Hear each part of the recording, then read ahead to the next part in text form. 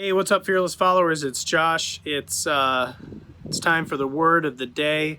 Looking at Philippians 4. I can't believe it, but we are almost through this study of Philippians, and looking at the beginning where Paul has just talked about the resurrection and how God will take our bodies and transform them into His glorious body, and then he says, therefore, my brothers and sisters, whom I long for and love, be strong in the Lord in this way. And I think in this season, today, for me, in the midst of COVID and all of that, I'm thinking about the resurrection. I'm thinking about what that means for me, what that means for those of us who love Jesus, and the promise that no matter what happens in this life, there's something better in the age to come guaranteed to us because of what Jesus did 2,000 years ago. And for Paul, that wasn't a consolation prize.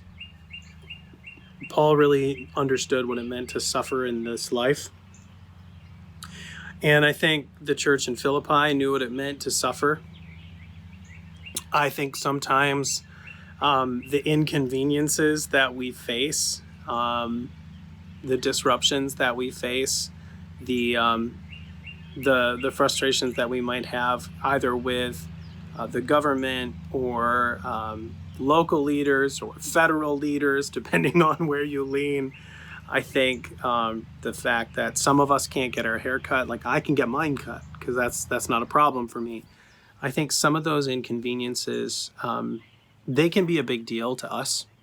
They may not comparatively be the same as what Paul was going through, and we know that.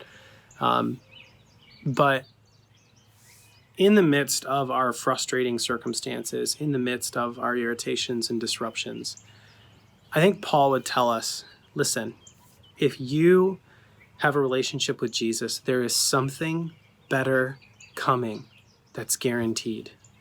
God has something better for you. Not only is He going to make you more like Jesus in this life, but ultimately, in the age to come, He's going to take whatever problems there were with your life. He's going to take whatever problems there are with you. He's going to take whatever situation or circumstance you're going through right now. He's going to transform that into something that is glorious, and something that is far better than we realize. And there's a hope in that. No matter what happens, no matter how hard things get, no matter how bad things, no matter if you get sick, no matter if you're looking at a disruption in your income, Paul says, hold fast, remain strong in the Lord in this way, that there is a guarantee of something better coming because of what Jesus has done. And we will say this often at Ridgepoint. If God didn't do another thing for us, not a single thing, what He did in Jesus is enough. It's enough. It's everything. And Paul will say that again. Christ is enough.